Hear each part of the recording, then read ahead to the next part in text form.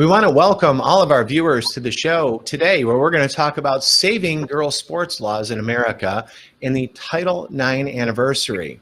This week is the anniversary of Title IX, a federal law passed 49 years ago and implemented into our rules and regulations in America. It was an important civil rights advancement for women after hundreds of years of pushing for equality and progress. And interestingly, it came 1 year before President Biden was seated in the United States Senate. And it appears now that he might have been fighting to turn back the clock on women's civil rights since that time. Folks, Title IX is a big win for women and girls' rights in America, and it's at risk today. Title IX ensures women and girls have equal access to educational opportunities, including sports. The sports opportunities are available to today's girls are due in large part to this law. However, in recent years, males who feel that they are female have sometimes competed in female sports contests. And we're seeing this just this week with the man who competed in the Olympics as a man from New Zealand, now qualifying to compete in this year's Olympics as a woman. This has properly alarmed people. This is not exclusively a partisan or even exclusively a religious issue. It's common sense, and it's bringing folks together to fight this, from the conservative right to transgender and same-sex advocates like Caitlyn Jenner, formerly an Olympic gold medalist in 1976 as a man in the decathlon, and Martina Navratilova to protect women's rights in sports. But this isn't just about the Olympics either. The Biden administration has even attempted to reinterpret federal law in order to force your local schools to do this practice in all the way down through junior high school and elementary schools, for that matter. Of course, males' natural physical advantages result in them taking the championships, scholarships, and other elite opportunities that should be reserved for women. That's why this year, the past year, Idaho became the first state in America to save girls' sports by passing a law that ensures that girls' sports are reserved for girls. And this year, more than 30 states have followed that lead that Idaho set and introduced legislation to do the same, with at least 8 states successfully passing those protections into law. The people on the front line of these fights are heroes for our women and girls and staunch advocates for female athletes in their state.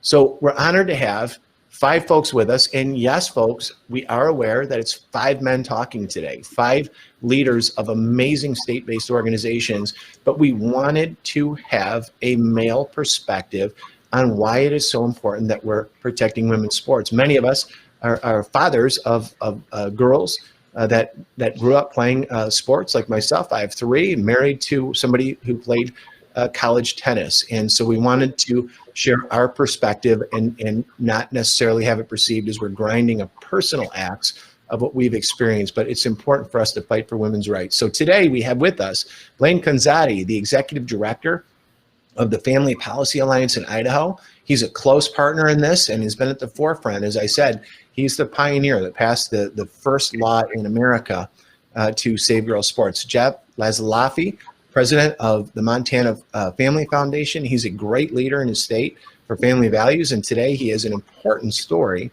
to share with us on this issue. Jerry Cox, the founder and president of the Family Council in Arkansas. Jerry's a longtime friend of the Family Policy Alliance, who's been busy passing other good laws too. You may remember this year, from our recent video to this audience, that Arkansas's law to protect minors from medical experimentation, where they actually overrode Governor Hutchinson. Welcome back to the show, Jerry. John Stemberger, president and general counsel of the Florida Family Policy Council.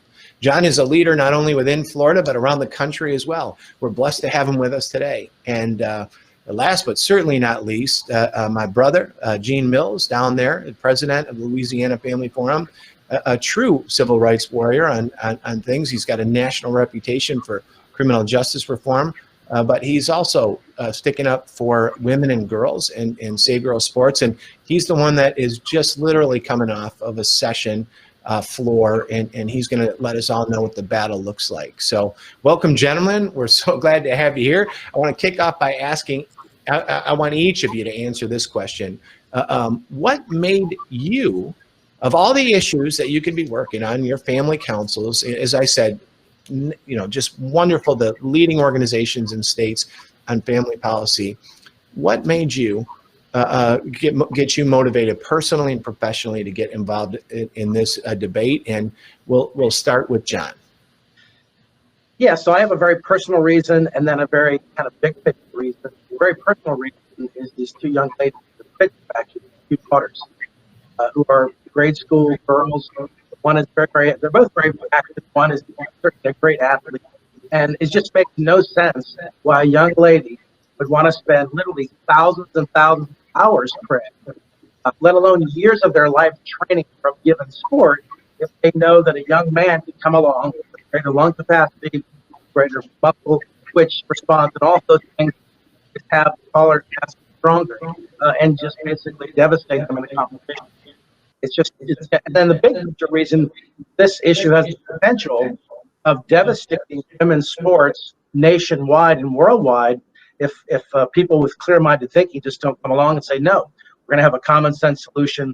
Boys are going to compete against boys, girls are going to compete against girls, withstanding the Well, thank you, John, and thank you for joining the fight and the great work you're doing there. We're going to talk more about that in a minute. Blaine, tell us what got you involved in this, and as maybe the first one to take some incoming fire on this issue. Sure, and thanks, Craig, so much for having us to talk about this issue. Like some of the other gentlemen on this, special live stream, I have a daughter. I have another daughter on her way, and we just want every opportunity that we can get for our daughters.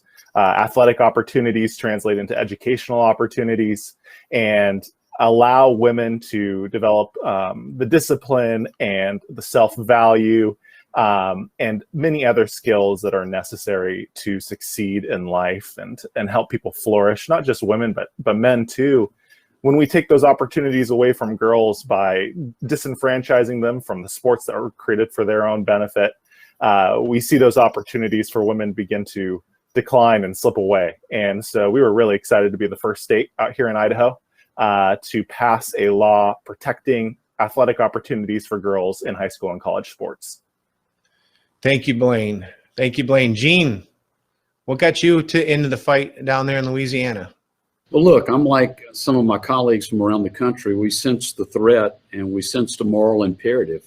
Scripture tells us if the foundations are destroyed, what will the righteous do?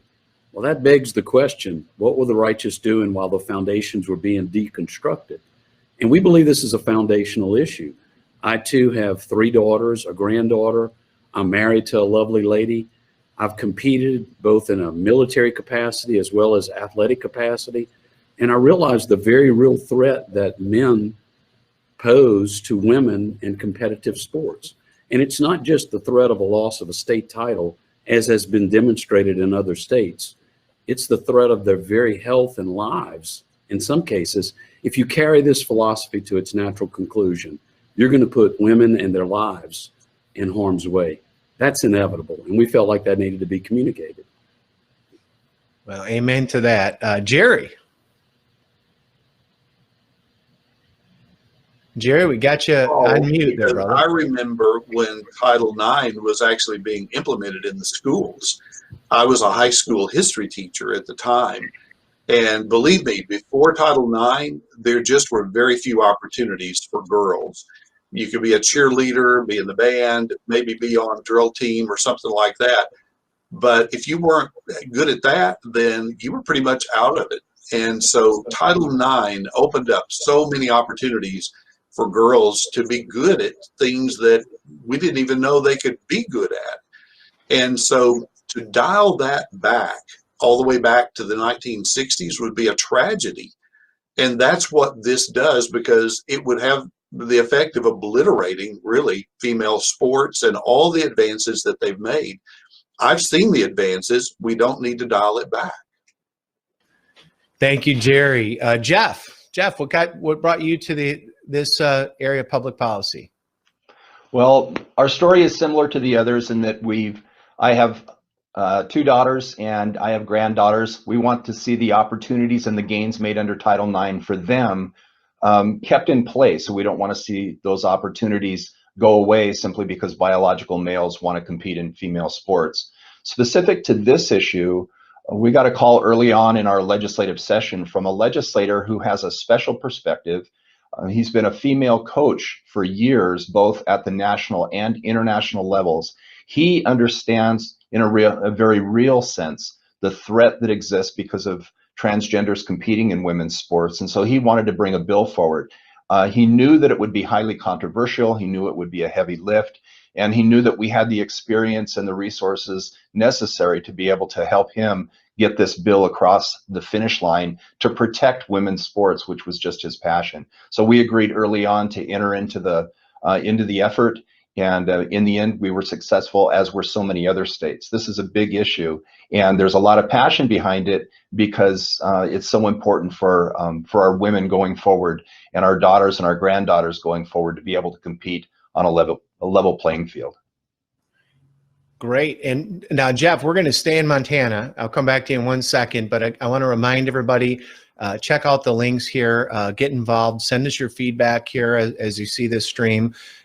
We have Montana, Arkansas, Idaho, Florida, and Louisiana on the call. We're going to put up links for their organizations too, because we want you to be involved in their organizations. Jeff, when you were involved in working on the policy, one particular person's testimony struck you, and I thought you might want to share that here with our audience today that are watching this video. Yeah, I appreciate that. So we actually have a transgender female, biological male, that competed for the University of Montana and has since graduated. But when we were getting ready to present this bill, I found testimony that was presented by Haley Taney out of Southern Utah State University before the Utah legislature in February of 2021. And she actually competed against the biological male runner from Montana. And this is what she said. She said, "The first time I raced against a biological male, I remember feeling just bizarre. It felt like I was running with a giant. Not only was this athlete thicker boned and generally larger, but also reached a height well over 6 feet and towered over the female athletes. I couldn't believe that this was okay and was deemed as fair." She went on in her testimony to say, "Racing against a biological male running as a transgender female is hard. While you watch her effortlessly pass girls, winning heats and crossing the finish line as if she just ran a moderate workout, it makes you feel sick inside. It's a feeling that's hard to put a finger on. It's a mixture of anger, sadness, and even confusion as you wonder, how is this really happening?" And I think this really drives home the point that this is an issue about fairness.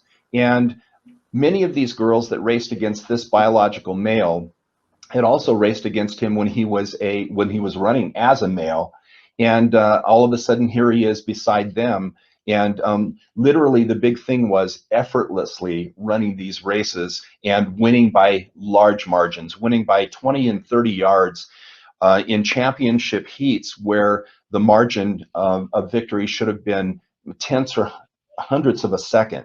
And so it's basically, for us, it's an issue of fairness, and I think Taney did a great job bringing that out in testimony before the Utah legislature.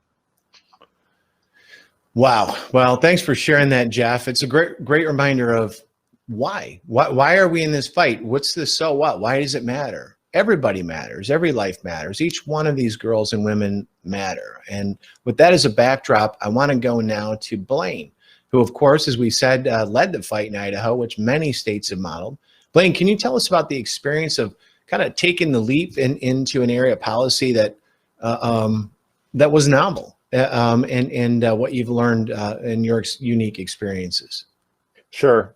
So in 2019, we had an incident at the Big Sky Conference Track and Field Championships where a group of Idaho women athletes, female track and field athletes, were competing against biological males at the championships. And sure enough, one of the biological males competing in that event took first place, pushing the girls off of the podium, depriving them of their ability to take first place in their own sport. And that really was the impetus out here in Idaho. We realized something had to be done to protect these opportunities for girls, to make sure that girls had equal access to athletics, and to protect just the integrity of the sport. It's a fairness issue. This issue really is about whether or not women have the ability to compete on a fair playing field. And we were really excited when our state legislature and then our governor passed this bill into law, paving the way for the other states to do so too, recognizing again that we really do need to protect these opportunities for girls. Amazing work, Blaine. Now, of course, in Idaho, you do have a couple of athletes who are engaged in a lawsuit right now, today, because they've been affected by this issue. But sometimes a state won't have a particular example that they can point to. I know John in Florida has dealt with this problem. And can you tell me how you handled that and how you persuaded the political leaders and the legislative leaders that they needed to get in front of this and protect women and girls before the women and girls' rights were actually taken away from them? Sure, Craig. Well, one of the arguments of our opponents to this was, hey, there's nothing in Florida. There's no example of this. There's no problem to solve. And it was really disingenuous. In my view, Craig, real leadership, actually the essence of leadership, is looking into the future and solving a problem before it becomes a problem. And that's exactly what Governor DeSantis has done here in Florida. And we could not be more proud of our governor. He is really a rock on this and so many other issues. Let me just read you briefly the statement that he made, which I think was the strongest statement in the country. He said, look, he said, girls are going to play girl sports, boys are going to play boys sports. He said, we're going to do this based upon biology, not ideology. And he said that the birth certificate at the time of birth, Florida, that's what's right. We're going to stand up to corporations. We're not going to let them dictate the policies of the state. He said, we're going to stand up to groups like the NCAA. We think they should be able to dictate the policies of different states. We won't be cowed. We will stand strong. The price of that is we lose an event or two. I would choose to protect our young girls every day of the week and twice on Sunday, DeSantis said. So we just could not be more proud of him because he's doing that essence of leadership, as I just defined. He's looking into the future. We're not going to sit around and wait for the problem to get to Florida and then have to go through the whole complicated legislative process to try to fix it. So we're very proud of his leadership. We think this is good public policy. And we want to encourage other states around the country to just let's nip this in the bud now. Let's be clear on what the science is and what fundamental fairness is for women's sports. Well, John, that's so important because that's one of the favorite lines from people who oppose this. If you can't point to an example, why should we pass this? Well, as I said, our little girls, daughters, granddaughters, nieces, nephews are worth fighting for. And thank you for reminding of that. And, but the media covers this and the bias is stunning. Sometimes flip-flopping on science and issues and everything in the same story. So I want to toss it back over to you, Jeff. And I know you were struck by the language the media chose to use in its reporting as you worked through this in your state. Can you share with us about that experience? Sure. So it was interesting as we were preparing for testimony. I was going through news articles to look at stories, look at what was going on in other states, to get examples of where women were being, like Blaine said, pushed off the podium by biological males that were competing in women's sports. And the articles were interesting, but what really grabbed my attention was actually the headlines as I was going through looking at different articles. And here's just a few examples. When transgender athletes crush the girls, listen to the verbs in here. Transgender athletes trounce female competition. Trans athlete destroys 4 women's powerlifting world records. And then the word that came up continually. Transgender athletes dominate at Connecticut girls track state meet.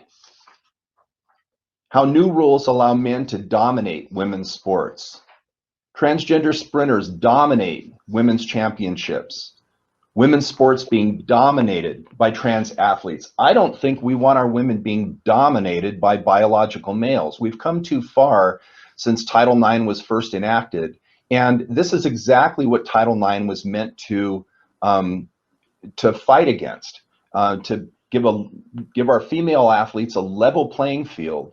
And this is exactly what is wrong with transgender athletes competing against members of the opposite sex. They're actually taking us back decades and canceling the advancements that have been made under Title IX. This is why you're seeing such an outrage and such an uproar across the United States, because we've got a small number of people that think that transgender athletes competing against women in female sports is a good idea, but you have the vast majority that understand the implications long term and have finally decided to raise their voice, make their voices heard, and you're hearing those voices in legislatures across the United States. We do not want our women being dominated by men. We want a level playing field so that women can compete equally against their peers. That's exactly what these types of bills do. And it's so important, Jeff, that you share that and that media perspective. And we've also seen on the other side of media reporting that if the people that want to compete against, people that are born male that want to compete against and dominate and crush and destroy women in sporting events, is something that if we don't let them do that, all sorts of guilt-ridden and negative things about the motivations and the heart and the concerns of the people that would try to stop that, and completely different things from the sides of the spectrum, and that can be hard to stand up to. And Jerry, I know you've dealt with this and similar problems in Arkansas, where when you're trying to stick up for women and girls in public policy, that you're being portrayed as the bad actors. How should states facing that respond? Well, I think some of that is going to be inevitable. I think you just have to say that goes with the territory. However, one of the things that helped us here in Arkansas was when the bill was filed, it was filed by two very competent ladies in the Arkansas General Assembly. Both had served as coaches. One was, a career teacher and coach. But when these ladies spoke, they spoke with moral authority that other people couldn't speak with. And so what we were able to do is undergird them, to arm them, as it were, with the right information so that they could go out and make the arguments, because they had the moral authority to do that. And so I think when you get into this debate, there are going to be lots of people come around and say, well, exempt us or change this or do something different. And what we had was two sponsors who were so strong. When the NCAA threatened, they said, go ahead, do what you have to do. When the University of Arkansas came forward and said, exempt higher ed, we don't want colleges to be included in this, they said, sorry, but the bill's already written and we're running it as it is. When the Department of Education came along and said, let's say it's based on what's on the birth certificate and not biological sex, those sponsors were just strong as they could be. And so I think shielding and mitigating some of that negative press really helps if you have the right sponsors. Wow, thank you for that, Jerry. Our viewers are probably getting a real taste here of just how hard this battle is. So I want to turn it over now to Gene Mills from Louisiana, who's just a few days out of the fight. Gene, I know you had a tough session. Why don't you share what lessons or stories can you share from what you experienced down there in Louisiana on this issue? In responding to the question, what's taken place in Louisiana or our impressions coming out of the fight? First of all, I would echo what Jerry's just said. Legislatively, we had a brilliant effort. I think it had to do with the architecture of the language. We framed it as fairness in women's sports. We felt like that was the way to communicate it across the legislative process and through the media. something in Louisiana that's deeply understood. I think beyond that, we had the right quarterback. It was a female widow who serves in the Senate, Beth Mizell, who carried the measure tastefully with authority. She's one of the few. She's actually the Speaker Pro Tem in the Senate, a good friend of the Family Forum, and a great advocate of life and family issues. And she just handled it masterfully. She brought the right testimony to the table. We limited testimony. We kept it focused on the issue, and as a result, gained bipartisan support. We even had a female senator who was formerly head of the Black Caucus, a Democrat out of Monroe, and a good friend of the Family Forum, Katrina Jackson, who argued on behalf of it and said that I feel like males have a distinct advantage. And on this issue, I understand my opponents, or the opponents of this bill's strategy and advocacy, but I disagree. And by the way, I think it's important to point out that in Louisiana, we crafted a measure that doesn't, as the media would have you believe, prohibit transgender athletes from competing. We just simply said they couldn't jump categories.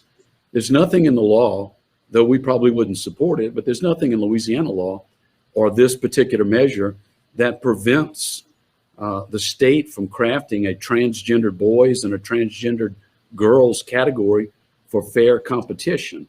We just said you can't cross categories. You got to operate within the gender you were assigned at birth. Now, our battle is not over. Today, plus 48 hours, our governor has to make a decision. He's a Democrat. He served with favorable ratings of about 60%. The bill's been on his desk for 21 days. By Constitution, he's got till today to make a decision to either allow it to go into law without his signature, veto the bill, or sign it with his approval. And we're admonishing Governor John Bel Edwards to pick up and to embrace, as he has in the past, a distinctively Louisiana value. We believe there's a competition and a lot of pressure that's being brought to bear upon him to embrace DC values and the Biden administration's, I call it sexual politics. Competitive sports ought not be commingled with sexual politics, but that's exactly what John Bell's being asked to do. Pick up DC values and to put down Louisiana values, and we think that would be a bad idea. But we're waiting optimistically for a result today. Well, I thank you for sharing that, Gene, and this week's an important week, and we hope you're recovering there in Louisiana after a tough session.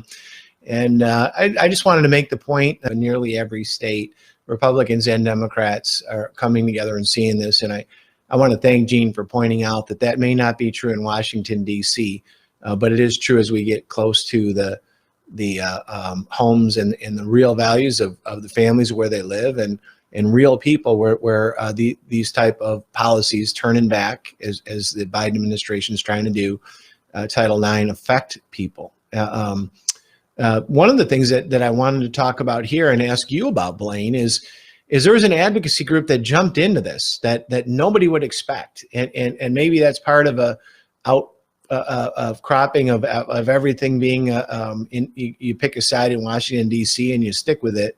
But tell us about the group that kind of snuck up into this debate and played a prominent role. Sure, Craig. So Planned Parenthood got involved. They were one of the most vocal opponents to this bill when it was in our state legislature.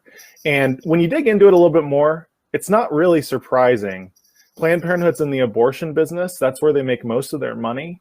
But over the last several years, as there's been a huge effort nationwide to enact pro-life reforms, Planned Parenthood has had to find an alternative source of income. And that alternative source that they found is hormonal therapies, especially for minor children struggling with gender dysphoria. Identifying as transgender, Planned Parenthood is providing a lot of their what they would call gender-affirming medical care. And so Planned Parenthood really feels like it's an advocate for this population. Of course, the policies that it's promoting don't advocate for this population at all, cause them to be harmed in greater and more lasting ways. But Planned Parenthood really got involved opposing our bill to protect women's opportunities in athletics and in educational athletics specifically.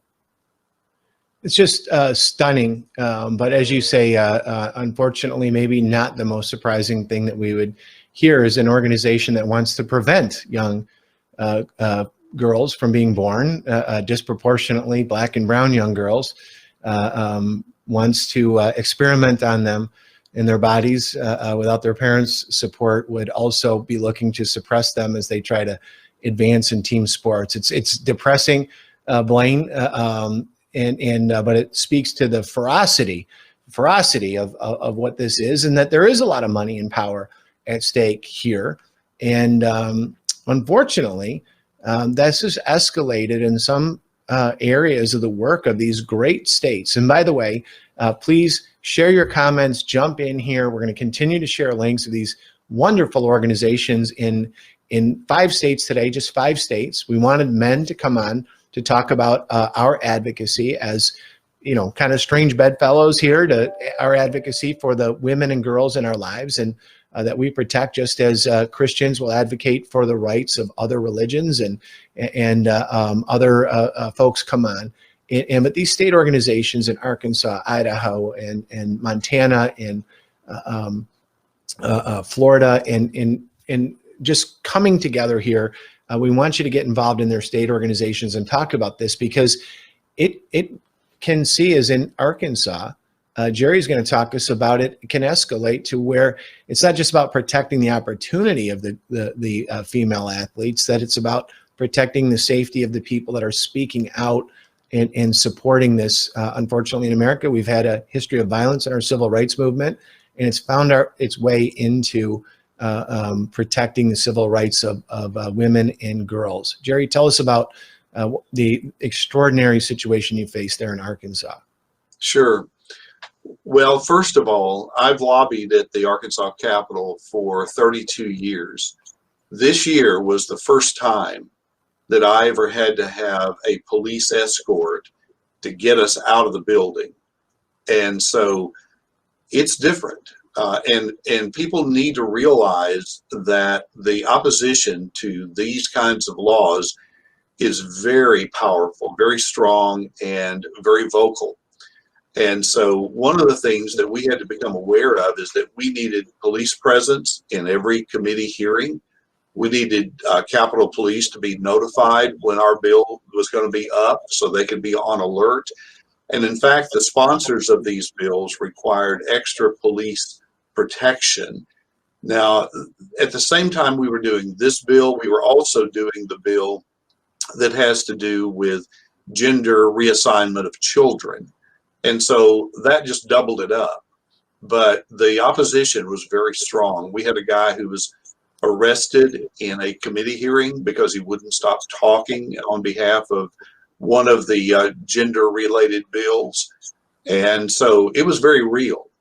But when we walked out of the Capitol that day and a mob surrounded us on the front steps, I was very grateful to have Capitol Police come out and intervene and walk us away from the building and away from danger. And so not only is it, the people who are sponsoring the bill, but those who you bring in to testify, you have to be aware of their safety. And for days, we had lawmakers that actually had armed escorts out of uniform walking around with them in the Capitol building. Stunning. And unfortunately, as I said, not equating this advocacy to any other advocacy in our country's history, but just that our country, when people stick up for the civil rights of others, that it can turn ugly really quickly. But I think in the case here, what we're seeing is the opposition is strong, but we're doing the right thing, and our women and girls are worth fighting for. And it's especially important right now. And as I mentioned at the beginning of this conversation, the Biden administration recently released guidance that attempts to force schools to let boys onto the girls' teams. So, Gene, your state was still considering this bill when this happened. You were considering a state policy that truly affects the local school districts where you live. And here Washington, D.C. jumps in above the fold headline saying, we're going to come from D.C. down to Louisiana and everywhere else, and we're going to force this upon you. What happened with the local debate when that occurred? Well, obviously, it validated what we said all along, and that is the threat is real. Our governor has opined in the weeks following the legislative session, which only concluded about a week ago. We're 1 week fresh out of it. And he said, I'm concerned about this bill. Trans individuals are fragile, and I wouldn't want to do anything to harm them. And he grappled with, he never said he would veto it, but he did say, we don't believe this is a real threat in the state of Louisiana. Well, obviously that just changed. It is a real threat. You have two departments that have advanced directives. I think it's the Department of Education as well as Department of Health and Hospitals, or DHH, and both have opined a Biden foundation, and that is we're going to move forward with an LGBT sexual politics agenda. And so it has validated our concern. It demonstrated the threat is real. Ironically, while it proved the governor wrong, it also gave him a valid reason for saying if they hold federal funds or withhold federal funds from schools who receive those federal funds, which all government schools do, it poses a real threat to the ability to underwrite the public school system. So I'm afraid it's also invalidated one of the things the governor has said, but may validate a veto in saying we can't afford to jeopardize federal funding. Again, we echo, look, this is a choice. This is a clear choice between distinctively Louisiana values and a Biden administration sexual politics. And our governor has got to fall on the right side of that equation. Hey, many in our camp said we used to jokingly tell Ole Miss where they could go at LSU. And then they said that's what we could do with the NCAA. Well, we need to be able to say something careful, but very firm when it comes to federal policies that are out of control. And this is one of them.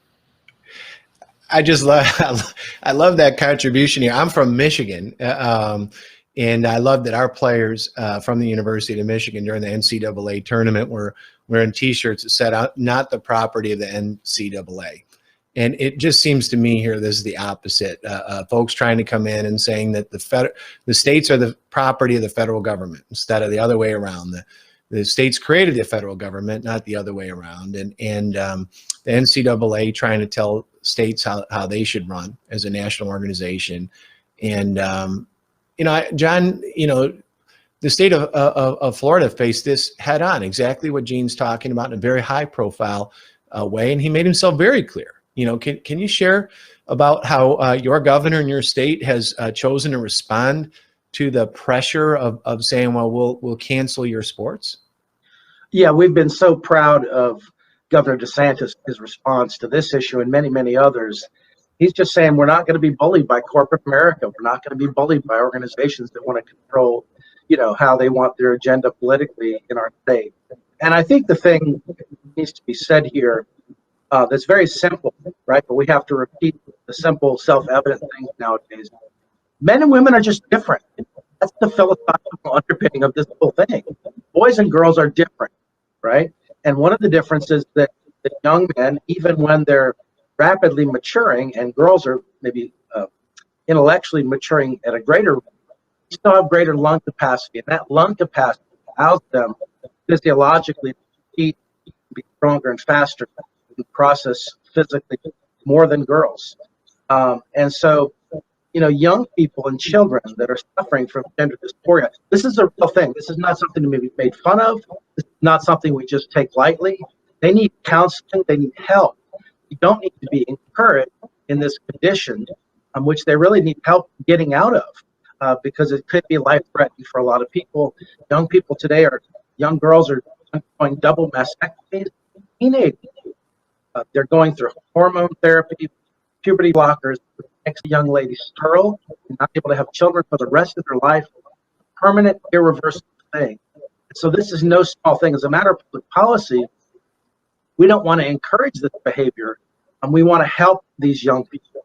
And by continuing to affirm them in this condition doesn't do anything to really serve them and really be kind to them, giving them help that they need. So I think these are the principles that undergird the governor's decision to sign this bill into law, and we can be more proud of his stand to not let corporate America or the NCAA bully our state and tell us how we're going to have public policy.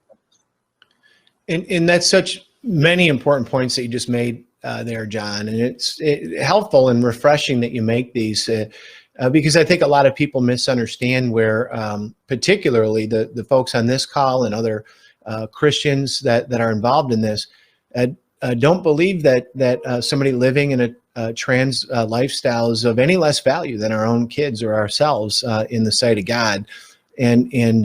But what they're asking for in this movement and policy is actually to say women aren't as important. They're actually trying to subtract civil rights for the first time in our country from women and to take them away and to cancel that. And the corporate sponsors that have leapt in to apply this pressure have a dubious history in our country of you look at Coca-Cola, you look at Major League Baseball, you look at the NCAA and say, how are you?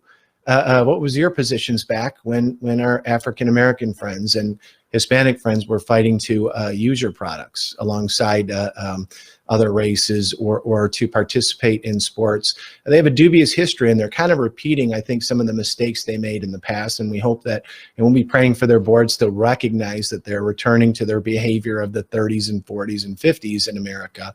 Hopefully they wake up, stick up for the civil rights of women, but there's a lot of work to be done. And the leaders on this call, as I pointed out, run independent state organizations, and they are at the forefront of protecting women and girls' rights. They need your help. And we have the links posted below. We've been adding those of how you can get involved in supporting them in the critical work they do. I want you to go to these orgs. I want you to support them and share with your friends from these states that they need to support these organizations. I also want to encourage all of our viewers to do two things before we go. I want you to speak out to your senators and let them know that you oppose, if you do, and I hope that you do, the Equality Act. We are expecting a vote on this issue anytime. With it, the Equality Act would let boys on girls' sports teams and into girls' locker rooms and much more, into domestic violence shelters, into the bathrooms. If they're a registered sex offender, could follow your kids into and have a federally protected right at Walmart to follow your kids into the bathroom. In the prisons, men could be saying they want to go over to the women's prisons. We've already seen that in California and Washington, and it's just horrifying what is happening to our women as their rights are being subtracted and taken away from in this movement. So please, please, please consider taking action, letting your senators know about the Equality Act and your opposition to it. And second, get involved in these local state family policy councils. Each of the men here today represent one such organization. There are more across the country. They're led by men and women, women on the staff, diverse staffs too, but we wanted to have men come on here and talk about this from our perspective, how important it is to protect women and girls' rights. So as we conclude here today, I want to give each of our guests a chance to share something with our audience. If you could just briefly leave our viewers with one final thought on this issue or call to action, what would it be? And we'll start with you, Blaine, because you started this from a policy perspective in Idaho. Blaine.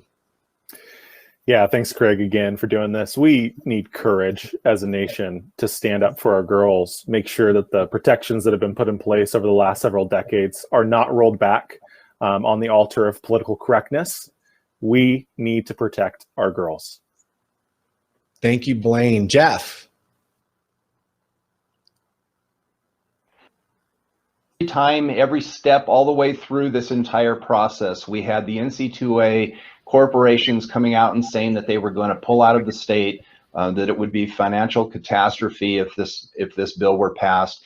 Fortunately, we have a governor and a legislature with a backbone, and they told those organizations to go pound sand, basically. They were going to do what was right, despite the fact that they were being threatened and bullied. They did what was right. The bill was passed, and there have been no negative repercussions, only positive repercussions in terms of protecting women's sports. And so I would just say, do not be silent. You have to stand up in the face of opposition and speak truth whenever you're given the opportunity. And if you do that, good things happen. We saw that happen with this bill. Well, thanks for reminding us that, Jeff. The NCAA stuck strongly for about 2 weeks before they said, "Oh, we're not actually going to do that." They just wanted to create the theater. So thank you for reminding us of that. John, what are your words of support here and encouragement? Yeah, so I think that one of the key things here is we have to be able to protect children, and whether that's in doing things that they don't think that are good for them, that are good for them. They're not fully developed yet, physically or mentally, but we have to protect children. We have to protect the young ladies that are competing in sports. We also have to protect the transgender children who are suffering from a very severe thing. So we have to be motivated by love in this issue and really our care for fellow human beings, especially the protection of children. They're very vulnerable, and they need our encouragement to help think clearly and healthy about their psychological and physical condition. Well, amen, and thank you for sharing that. Jerry. Well, I'm going to borrow a quote from Dietrich Bonhoeffer, and it's one we're all familiar with, where he said, "Silence in the face of evil is itself evil. God will not hold us guiltless. Not to speak is to speak, and not to act is to act."